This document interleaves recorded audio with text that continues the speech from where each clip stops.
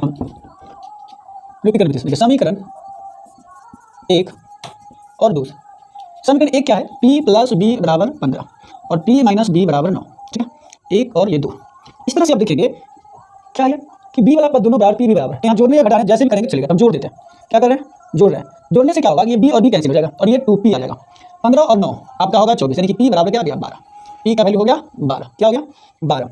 अब जो है इसमें आपको चाहिए b का वैल्यू। समीकरण 1 या समीकरण 2 से जब हम आगे बढ़ेंगे तो हमको क्या मिल जाएगा, b मिल जाएगा। ठीक है, जरा देखिए ये आपका समीकरण 1 सब लोग लिख चुके हैं पहले से, इसलिए मिटा देता हूँ। p का वैल्यू 12 हो गया और ये समीकरण 1 लिखना होगा समीकरण 1 से। क्या लिख दे, समीकरण 1 से, समीकरण 1 से p बराबर 12, p जगह 12 देंगे और b नहीं पता रहने देंगे, ये हो जाएगा इक्वल टू 15। तो b का जो वैल्यू होगा ये प्लस 12 इस साइड आके माइनस हो जाएगा, 15 में से 12 घटेगा, कितना बचेगा 3 बचेगा। ये हो गया। किसी समकोण त्रिभुज की छोटी दो भुजाओं का योगफल 15 है। समकोण त्रिभुज की दो छोटी भुजाओं का योगफल 15 है। ठीक बात। यदि उनमें से छोटी को एक बढ़ा दिया जाए, दो छोटी भुजा है उसी में से एक छोटा होगा एक बड़ा होगा, उसमें से छोटी को एक बढ़ा दिया जाए, छोटी को एक बढ़ा दिया जाए और बड़ी को एक घटा दिया जाए। ठीक है, छोटी में से दो भुजा, एक छोटा एक बड़ा है, तो त्रिभुज का क्षेत्रफल 4 वर्ग सेंटीमीटर बढ़ जाता है। छोटका को 1 सेंटीमीटर बढ़ाना है और बड़ा को 1 सेंटीमीटर घटाना है। ऐसा करने से क्षेत्रफल जो है वह 4 वर्ग सेंटीमीटर बढ़ जाता है पहले वाले क्षेत्रफल से।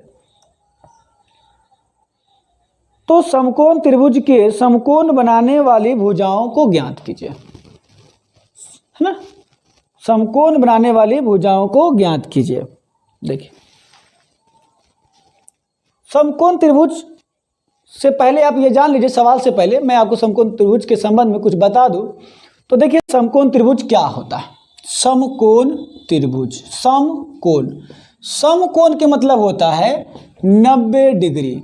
जिस कोण की माप 90 डिग्री हो, क्या हो जाए, जैसे मान लीजिए कोण है, अगर ये 90 डिग्री पुर जाता है तो इस कोण का नाम क्या हो जाएगा, समकोण। क्या हो जाएगा, समकोण। 90 डिग्री से कम रहता है तो उसको न्यून कोण बोलते हैं। 90 डिग्री से अधिक होता है तो इसको अधिक कोण बोलते हैं। 90 से अधिक तो अधिक कोण, 90 से कम तो न्यून कोण और 90 तो समकोण। ये 3 तरह कोण, ये हो गया समकोण, ठीक है, 90 वाला। और ये हो गया न्यून कोण, जो 90 से छोटा हो, 90 से बड़ा हो, 180 से छोटा हो तो इसको बोलेंगे अधिक कोण। क्या बोलेंगे, अधिक कोण। फिलहाल आप ये 3 कोण ही जानिए, अधिक कोण। ये 3 तरह के कोण होते हैं। तो इसमें यहाँ पे क्या है, समकोण मतलब 90 डिग्री। समकोण मतलब क्या है, 90 डिग्री। क्योंकि समकोण त्रिभुज की बात क्या है, तो जरा त्रिभुज भी पहले जान लीजिए। कोण तो जान लीजिए और त्रिभुज भी जान लीजिए। तो त्रिभुज का मतलब होता है वह ज्यामितीय आकृति जो 3 भुजाओं से मिलकर बंद आकृति बना हो। वह ज्यामितीय आकृति जो 3 भुजाओं से मिलकर एक बंद आकृति बना हो, उसको क्या कहेंगे, त्रिभुज कहेंगे। कि 3 भुजा तो होगा ही लेकिन वह आकृति बंद होगा। अगर ये बंद है और सीधी सीधी रेखाओं से बना हुआ है तब इसका नाम क्या होगा, त्रिभुज होगा। और त्रिभुज में 3 भुजा होते हैं और 3 कोण होते हैं। तो ये तीनों कोण हो गया और ये तीनों क्या हो गया, भुजा हो गया। तो प्रत्येक त्रिभुज में 3 कोण और 3 भुजा होता है। एक और खास बात इस त्रिभुज के संबंध जान लीजिए कि त्रिभुज के तीनों कोणों का योगफल 180 डिग्री होता है। चाहे वो त्रिभुज बड़ा हो चाहे छोटा हो, ठीक है, कितना भी छोटा, उसके तीनों कोणों का योगफल जो होगा वह क्या होगा, 180 डिग्री होना तय, ना 180 से कम ना ही ज़्यादा। अब आइए, ये हो गया त्रिभुज के संबंध में। आप जान गए कि त्रिभुज में 3 भुजाएं होते हैं, 3 कोण होते हैं, 3 शीर्ष होते हैं। इसी प्रकार से तो समकोण के संबंध जान गए कि 90 डिग्री कोण को समकोण कहते हैं। और त्रिभुज जिसमें 3 भुजा हो, यह ज्यामितीय आकृति होता है 3 भुजा वाला, ठीक है। इसको बहुभुज, त्रिभुज को बहुभुज भी कई बार कहा जाता है। त्रिभुज का यह संकेत होता है और कोण का यह संकेत होता है, ठीक है। तो देखिए समकोण त्रिभुज, एक समकोण और त्रिभुज दोनों मिल गए, एक साथ जब आएगा तो समकोण त्रिभुज। मतलब ऐसा त्रिभुज जिसमें कोई एक कोण 90 डिग्री का हो, कोई एक कोण 90 डिग्री का हो। जब ऐसा होगा तो उस त्रिभुज का नाम क्या हो जाएगा, समकोण। मान लीजिए ये समकोण है, ये समकोण का सूत्र 90 डिग्री का संकेत है। तो समकोण त्रिभुज में ये 90 डिग्री है। बाकी जो बच जाता है दोनों कोण का नाम होता है न्यून कोण। समकोण त्रिभुज में दो न्यून कोण होते हैं और एक समकोण होते हैं। तो किसी भी त्रिभुज में अगर एक कोण समकोण हो गया तो उस त्रिभुज का नाम हो जाएगा समकोण त्रिभुज। ठीक है, अब जब समकोण त्रिभुज में एक और खास बात, जो तीन भुजा आप देखे हैं कि त्रिभुज में तीन भुजा होते हैं, समकोण होने के बाद तीनों भुजा का विशेष नाम पड़ जाता है। समकोण त्रिभुज का ये खासियत है कि तीनों भुजाओं का एक विशेष प्रकार से नाम हो जाता है। जनरली त्रिभुज अगर ये है तो इसकी भुजाओं का कोई नाम नहीं है, बस भुजा है ना। अगर ए बी सी इसका नाम दे दीजिएगा तो ए बी बी सी और ए सी इसका नाम हो जाएगा। लेकिन जैसे ही ये समकोण त्रिभुज हो गया तो ए बी बी सी तो होगा ही, ए सी होगा ही, साथ में इसका एक नाम भी होगा, विशेष नाम होगा तीनों भुजाओं का। अभी समकोण त्रिभुज के संबंध में थोड़ा जान लीजिए, हड़बड़ाइए नहीं, सवाल ही बता देते हैं, क्योंकि जब तक ये समझ में नहीं आएगा आप आगे बना भी लेंगे तो कोई मतलब नहीं, आपको आप भूल जाएंगे, याद नहीं रहेगा, एग्जाम में नहीं बना पाइएगा। इसलिए कॉन्सेप्ट समझना जरूरी है। तो पहले समकोण त्रिभुज को समझिए। तो ये हो गया आपका समकोण त्रिभुज, 90 डिग्री हो गया। तो 90 डिग्री के सामने वाला जो भुजा हो गया, ये सबसे बड़ा भुजा भी कहिए या 90 डिग्री के सामने वाला कहिए, उसका नाम होता है कर्ण। क्या नाम होता है? कर्ण, हाइपोटेन्यूज, और इसका संकेत एच होता है। और जो जमीन के समानांतर खिंच जाती है भुजा, उसको सामान्यतः आधार कहते हैं और इसका संकेत बी होता है। सामान्यतः क्या कहते हैं? आधार। हालांकि हम त्रिकोणमिति में जब पढ़ाएंगे आपको तो बताएंगे कि कौन आधार होता है कौन लंब होता है, ये दिक्कोण के हिसाब से बदलता रहता है। फिलहाल आप ये जान लीजिए कि ये आधार हो गया और आधार का संकेत बी होता है। और जो जमीन पर खड़े जैसे खंबा वगैरह पिलर वगैरह होता है, उस तरह से अगर ये लाइन खिंचा हुआ है जमीन पर तो उसको लंब बोलते हैं। क्या बोलते हैं? लंब, और इसका संकेत पी होता है। तो समकोण त्रिभुज के तीनों भुजाओं का एक खास नाम होता है। सबसे बड़ा भुजा जो होता है उसको क्या कहते हैं? कर्ण, और संकेत एच से सूचित करते हैं हाइपोटेन्यूज। आधार बेस बी से सूचित करते हैं और जमीन में जो खड़ा है पिलर जैसे उसको बोलते हैं लंब, यानी कि परपेंडिकुलर। ये तीन भुजाओं का आधार, कर्ण और लंब, इसका खास नाम होता है। इस तीनों भुजाओं में समकोण त्रिभुज में संबंध भी होता है। क्या संबंध होता है देख लीजिए। तो कर्ण बराबर होता है रूट अंडर लंब के स्क्वायर। क्या? लंब के स्क्वायर प्लस आधार के स्क्वायर, इस तरह से। या इसको कहिए एच स्क्वायर बराबर root under P square plus B square, ये सूत्र होता है। जब यही स्क्वायर हटता है तो इधर आगे क्या लग जाता है? रूट लग जाता है। यानी कि डायरेक्ट आप याद रखते हैं कि कर्ण बराबर रूट अंडर लंब के स्क्वायर प्लस आधार के स्क्वायर।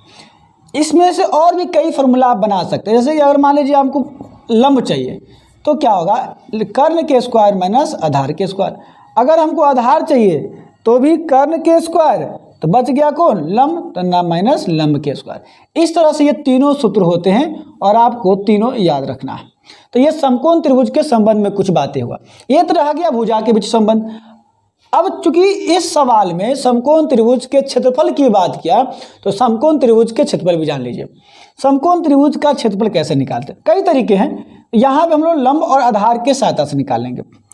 तो area of triangle A B C, क्योंकि यहाँ ए बी सी नाम दिया है, ठीक है, ए बी सी, त्रिभुज ए बी सी का क्षेत्रफल यानी कि समकोण त्रिभुज का क्षेत्रफल जो हो जाएगा 1/2 आधार गुने शीर्ष लंब या केवल लंब कहेंगे, शीर्ष लंब या केवल लंब कहेंगे। यानी कि ये शीर्ष लंब या इसी को कहिए ऊंचाई। क्या कहा जाता है? त्रिभुज का ऊंचाई इसी को कहा जाता है।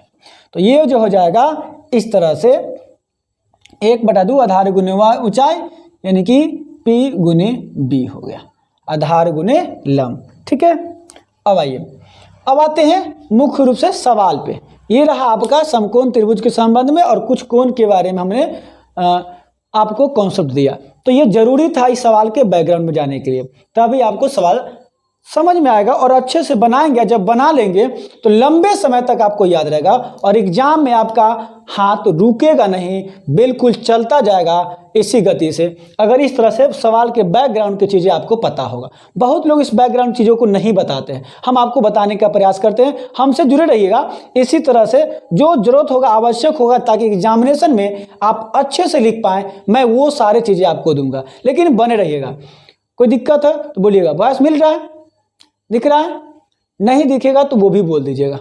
ठीक है, ये दिख रहा है यहाँ पे 1/2 आधार गुने ऊंचाई या ऊंचाई गुने आधार, कोई भी कर सकते हैं, कोई दिक्कत नहीं। 1/2 आधार गुने ऊंचाई या ऊंचाई गुने आधार, शीर्ष लंब भी उसी को बोलते हैं। ये समकोण त्रिभुज के संबंध, इसी पर हम लोग आगे इस सवाल को बनाने जा रहे हैं जो चैप्टर नंबर 2C है। चैप्टर नंबर 2C का क्वेश्चन नंबर 14 के तीसरा प्रश्न बहुत ही बेहतरीन प्रश्न है। ज्यामिति से रिलेटेड शब्द समस्या है, यानी कि त्रिभुज भी उसमें शामिल किया गया।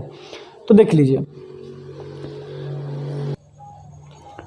जैसा कि सवाल में कहा गया कि दो छोटी भुजा, देखिए समकोण त्रिभुज है। क्या है? समकोण त्रिभुज। ध्यान दीजिए, ये आपका रहा समकोण त्रिभुज, ठीक है।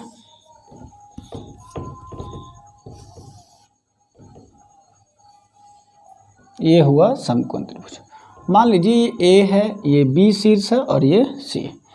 शीर्ष बी पर समकोण है, यानी कि 90 डिग्री का कोण है। इस हिसाब से सबसे बड़ा भुजा ये हुआ कर्ण, ठीक है, जिसको एच कहते हैं। और सबसे छोटा भुजा ये लंब है, इसको थोड़ा बड़ा मान लेते हैं। ये लंब है यानी कि पी है, और ये आधार है, ठीक है।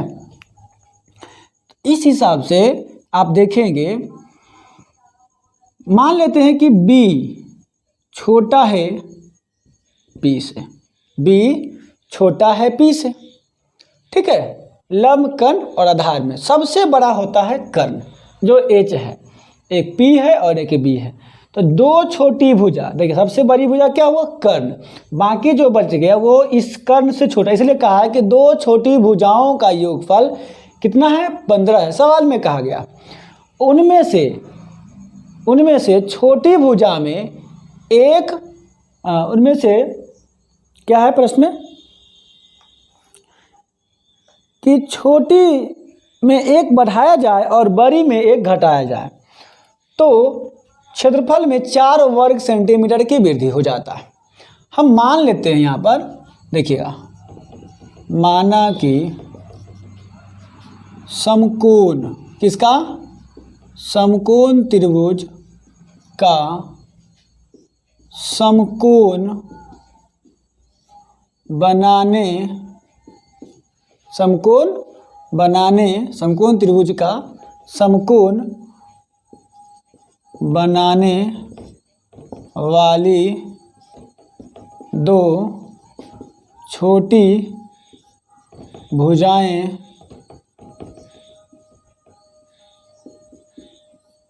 क्रमशः, क्या लिख लेते हैं? क्रमशः, है ना, P एवं B है, P एवं B है, ठीक है। जिसमें जगह नहीं है, मैं यहाँ लिख देता हूँ, जिसमें P बड़ा होगा B से, ठीक है, ऐसा लिख लिए। छोटी भुजा तो है ही, लेकिन उसमें भी एक छोटा और एक बड़ा है। इस संबंध में हमने उसको स्पष्ट कर दिया। ये आपका समकोण त्रिभुज रहा, ठीक है।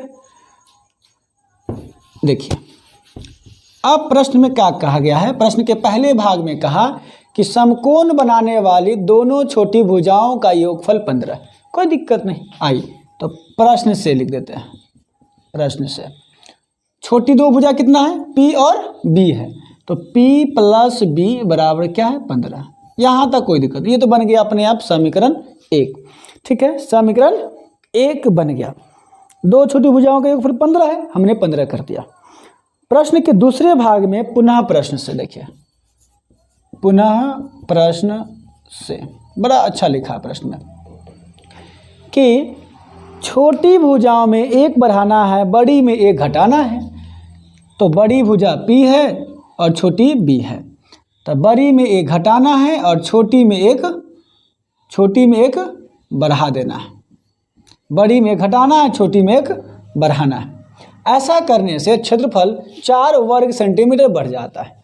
तो ये लंब हो गया और ये आधार ही रहेगा, ठीक है। तो ऐसा करने से क्षेत्रफल में कितना बढ़ जाता है? 4 वर्ग सेंटीमीटर बढ़ जाता है।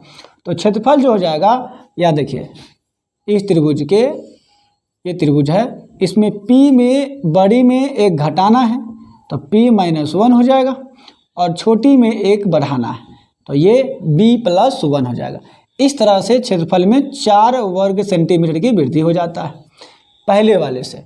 तो x × P - 1 × B + 1, ऐसा करने से क्षेत्रफल जो पहले था 1/2 P इंटू बी, इसमें वृद्धि जो होता है वो 4 वर्ग सेंटीमीटर, इसमें 4 बढ़ गया। तो बराबर करने के लिए इस वाले में हमको जोड़ना पड़ेगा। क्या करना होगा, देखिए इधर नहीं दिखा, थोड़ा मैं बैक में लिख देता हूँ, 1/2 P-1 बराबर में घटाना है इंटू B+1। ऐसा करने से पहले वाले क्षेत्रफल में 4 की वृद्धि हो जाएगा। तो 4 हमने जोड़ दिया, ऐसा करने से ये बराबर हो गया। अब देखिए 4 की वृद्धि हो गया, यहाँ देखिए तो 1/2 रहेगा ही, इसको गुना करेंगे तो P into B, P into 1 तो P, अब -1 से गुना होगा तो -b और ये -1 बराबर 1/2 PB+4 ये होगा। ठीक है, अब देखिए मैं इसको हटा देता हूँ, बहुत ही बेहतरीन सवाल है। अब इसको अगर कोष्ठ खोल दिया जाए तो ये गुना हो जाएगा 1 से, देखिएगा हाफ से 1/2 into PB plus 1/2 P-1/2 B-1/2, ठीक है, बराबर 1/2 PB+4। तो 1/2 PB है, दोनों तरफ इक्वेशन के दोनों तरफ है, इक्वलिटी में है तो कैंसिल हो गया। इस दोनों में देखिए 1/2 रहेगा P-B-1 बराबर 4, ये बट्टे में 2 है, गुना हो जाएगा तो P-B-1 बराबर 2 चौका 8, -1 उधर जाएगा क्या हो जाएगा +1, P-B बराबर 8 1 9। ठीक है, ये इक्वेशन नंबर 2 देखिए किस हिसाब से निकल गया, बहुत ही बेहतरीन तरीके से। क्षेत्रफल जो होता है, अभी हमने आपको बताया कि समकोण त्रिभुज का क्षेत्रफल क्या होता है, आधार गुने शीर्षलंब या ऊंचाई इसको बोलते हैं। ठीक है, तो हम लोग ने लंब P मान लिया, आधार B मान लिया था, इसी में बढ़ाना है और एक घटाना है। तो लंबाई लंब में यानी कि बड़ा भुजा जिसको हम लोग मान लिए थे, P बड़े भुजा P है, तो P में एक घटाने के लिए कहा है और छोटा में एक बढ़ाने के लिए, तो आधार में हमने बढ़ा दिया। इस हिसाब से क्षेत्रफल हो गया 1/2 P-B गुने P-1 गुने B+1, तो ये क्षेत्रफल आ गया। और यह जो है 4 वर्ग सेंटीमीटर पहले वाले क्षेत्रफल से अधिक है, तो पहले वाले में 4 जोड़ दिए तो ये दोनों बराबर हो गया। इस तरह से इसको सॉल्व कीजिएगा तो ये आपका समीकरण 2 निकल गया। और समीकरण 1 हमको समीकरण 1 और समीकरण 2 प्राप्त हो गया। ये समीकरण 1 आपका रहा और ये समीकरण 2 हुआ। ठीक है, इस प्रकार से देख रहे हैं कि समीकरण 1 और 2 में एक्स वाई की जगह पर P और B है तो कोई दिक्कत नहीं है। जैसे एक्स वाई वाले को हम लोग सॉल्व कर रहे थे, इसको भी उसी तरह से सॉल्व करेंगे। फर्स्ट तो लुप्तीकरण विधि से देखिए, समीकरण 1 और 2 से समीकरण 1 क्या है, P+B बराबर 15 और P-B बराबर 9। ठीक है, 1 और ये 2, इस तरह से आप देखेंगे क्या है कि B वाला पद दोनों बराबर, P भी बराबर है, तो यहाँ जोड़ने या घटाने जैसे भी करेंगे चलेगा। तो हम जोड़ देते हैं, क्या कर रहे हैं, जोड़ रहे हैं। जोड़ने से क्या होगा कि ये B और B कैंसिल हो जाएगा और ये 2P आ जाएगा।